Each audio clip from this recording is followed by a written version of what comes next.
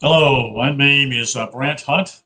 I'm going to be running through two chapters now, since they're so short. That is in the book called Kabbalah and Exodus.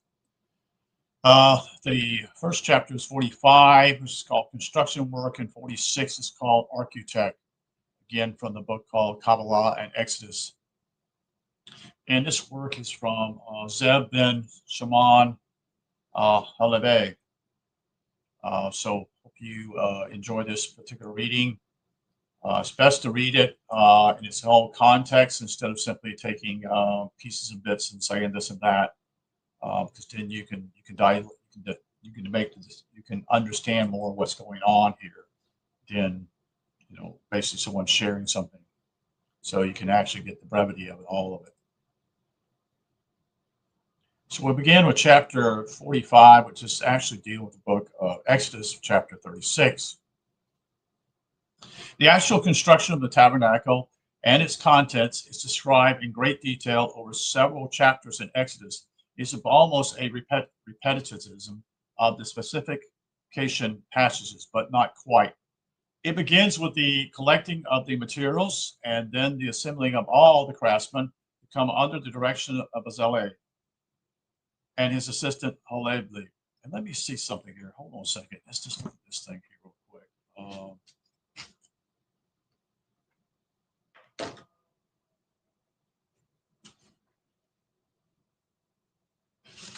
Something up.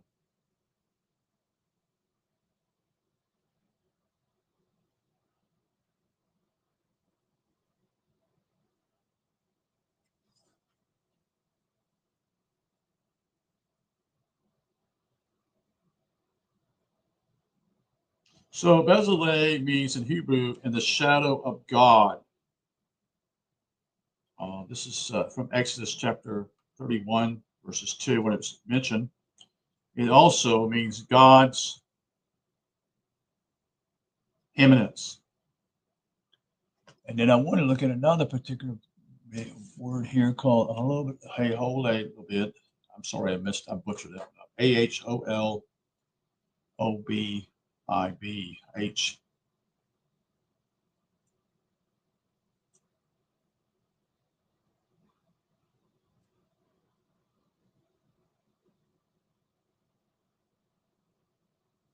Let's see if that's right.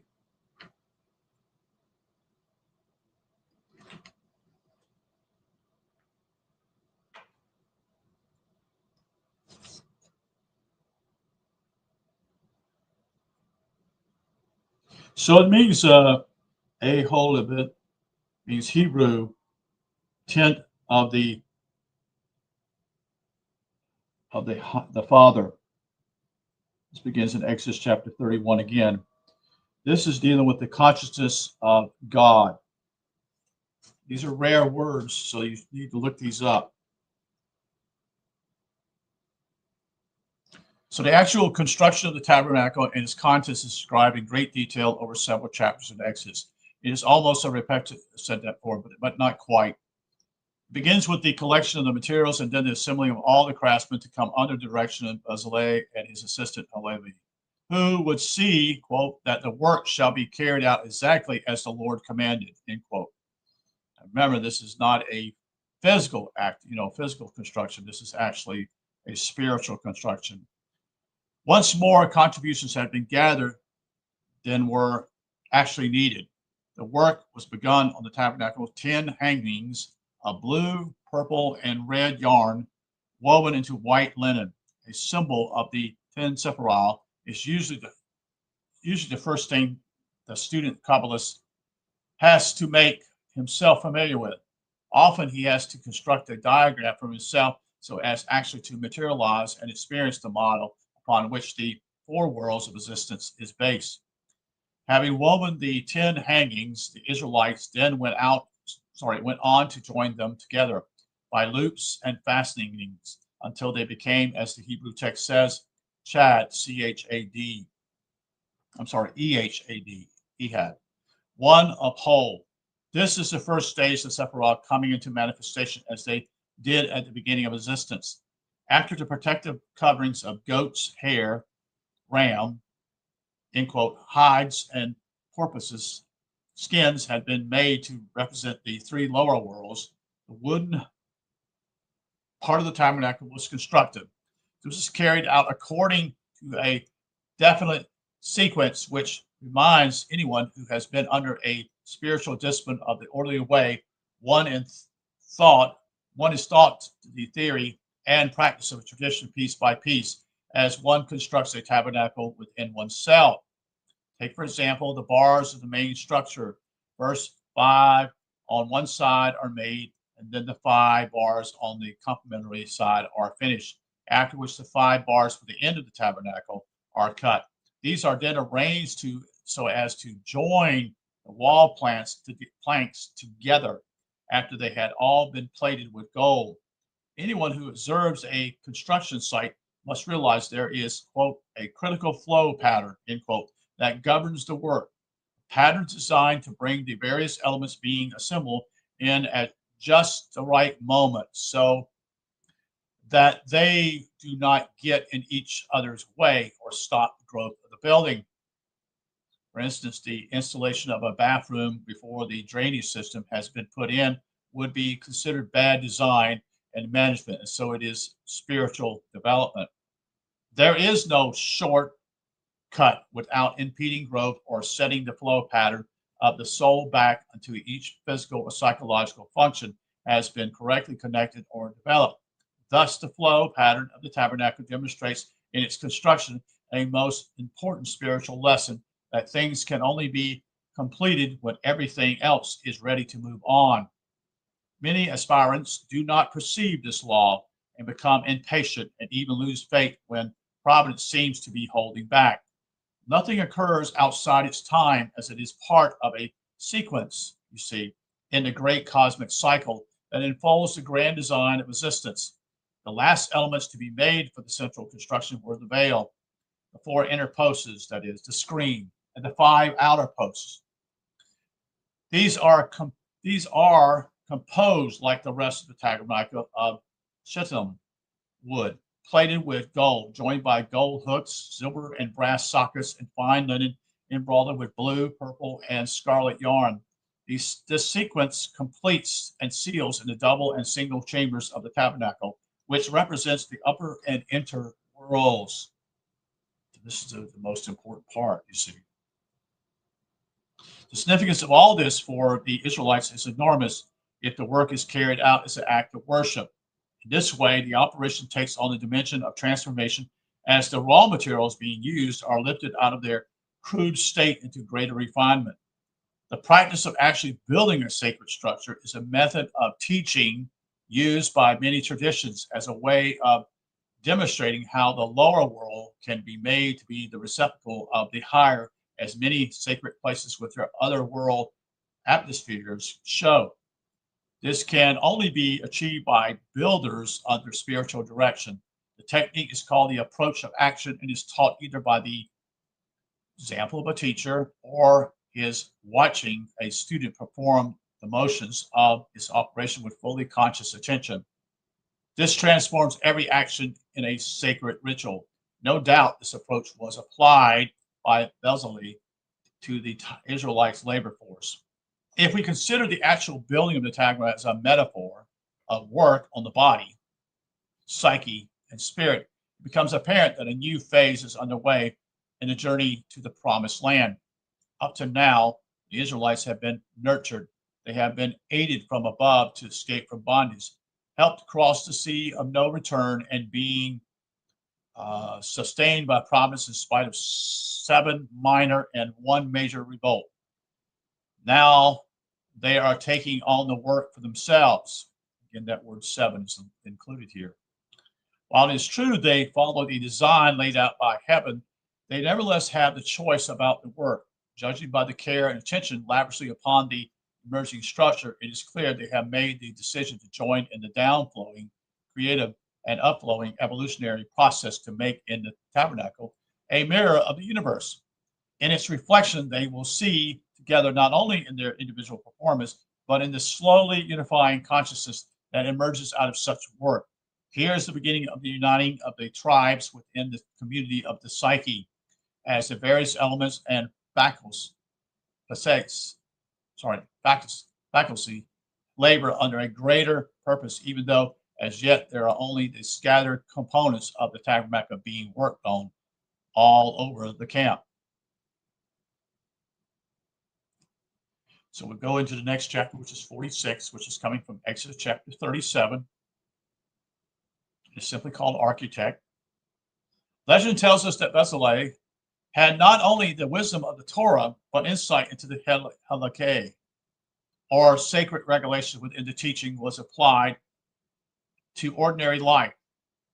This was possible because being at the place of psychological self, he had access to the worlds above and the worlds below. Let me see if I can show you something real quick.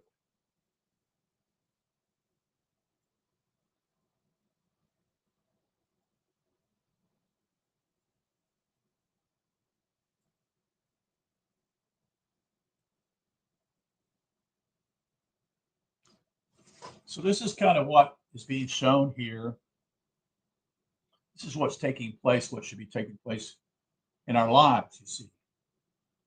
And it's internal work, you see. And naturally, they use different colors to represent different sides here. This is part of the work within ourselves. This position is also called the station of devotion and corresponds to the first hall of the Balan, or what they call veil, that is drawn back as the self opens up to the realms of heaven. Such an individual was at the junction point between creation, the domain of man, and the physical world of energy and matter. Thus could Bezalel connect heaven and earth in practical action. Valius Bezalel El Biharan, that is, and Beelzebub made the ark. That is, he manufactured in physical reality the creative idea and form of design that God had willed and called for. Thus the ark became fully realized in all the worlds, but seen in individual experience. The making of the ark requires the greatest attention because it's the place over which the Holy One will hover and to where a person will go deeper in the recesses of his own being. It lies beyond the outer screen of the soul and the veil of the spirit. It is to the individual the Holy of Holies. Therefore, Bezalel, the shadow of God, took it upon himself to make this most sacred of objects, while the rest of the Israelites worked upon the tabernacle. The ark was made exactly to the specifications given to Moses, constructed of shittim wood and covered within and without in pure gold. It was executed by his finest workmanship, so that near perfection was achieved, even though the ark would never be seen by most Israelites once it was in the Holy of Holies. The making of the mercy seat with its cherubim and their screening wings from the purest gold, refined from what had been brought up out of Egypt, was a symbolic ritual of transformation.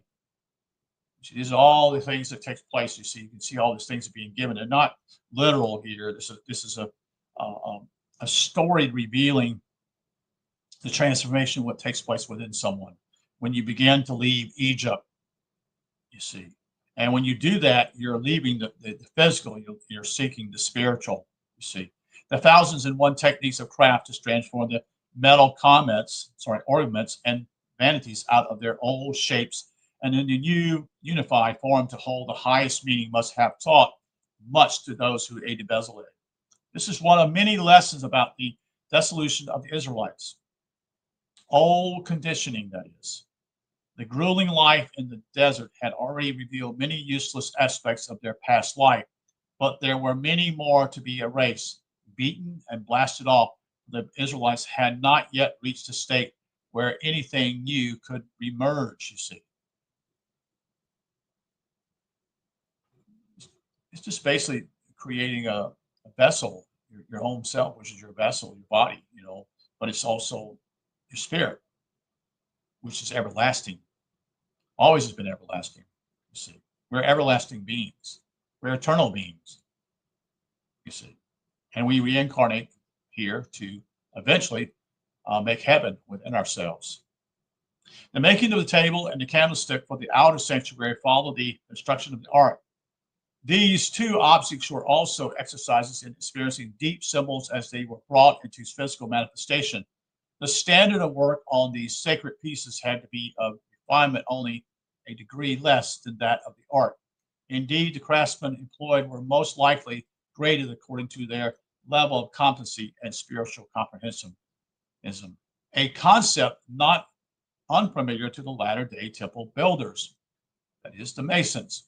Seen within the individual, this process occurs according to innate laws as different parts of the psychic body are arranged to perform a hierarchy of tasks. Thus, at every faculty has its place, to such each craftsman has his skills and contributed his worth. No one seems in the context of the whole is more valuable than anything else, although each individual had his special station in the organization.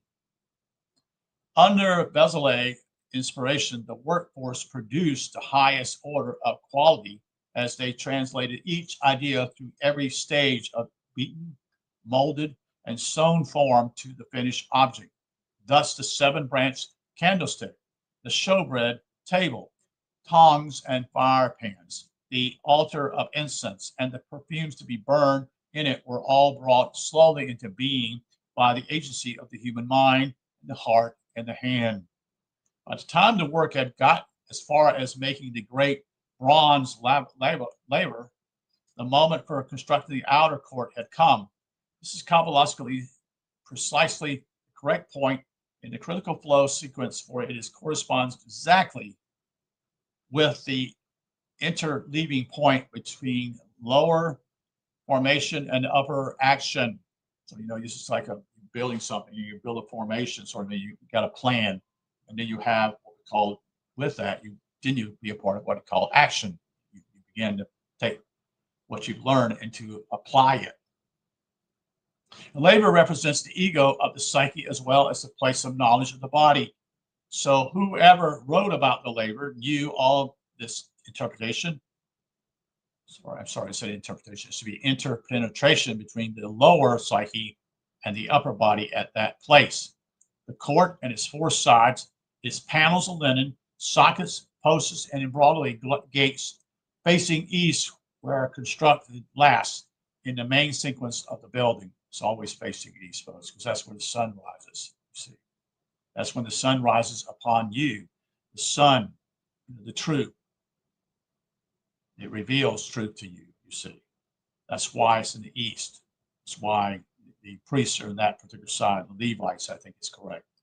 As the prefabrication stage finished on the tabernacle, it begins to act as the focus on the mass mind of the people, even though it was still to be erected. Suddenly, the people could no longer regard themselves as separate tribes. During this building project, they had forgotten their family differences, for they had been joined in making something larger than tribal interests. Everyone had given something of their own, either a gift or skill or both. Moreover, they had worked in groups accordingly to craft rather than blood relationships. This has created and formed a new type of unity over and above the vegetable and animal level of their lives. Something new was happening. So when he speaks about vegetable and animal level, it's just basically your childlike attributes. You got to move away from them. You got to move to the part of your spiritual. You see. Seen in terms of the individual, the process described above occurs within the psyche when sacred work is done with others in a common high aim under the direction of a spiritual teacher. These special conditions generate a situation with a horizon far above ordinary circumstance and creates an atmosphere that brings a sense of unity both with others and within oneself. This phenomenon is common to and the mark of any group working on the soul. Under the increasing presence of the Holy Spirit, the process of integration sets aside egotistic motivation and encourages the self, which begins to serve the soul, which in turn aids the cosmic work of heaven that seeks to reach down and touch the earth. It is at this point the scripture gives credit and compliment to Bezalel assistant Hallel, which means it will be recalled, quote, tent of his father, end quote. He's the physical aspect of the self at the crown of the lower world. The text indicates his practical contribution by saying he was an engraver and a skillful workman and an embroiderer in the blue, purple, and scarlet yarn and fine linen. Aholiab knew how to work in all the worlds under the pavilion of God. So that's the end of this particular chapter. These were two chapters, 45 and 46. So thank you for being here today. It's well worth your time. So this is Kabbalah and Exodus today. Thank you for being here, and we'll talk to you soon.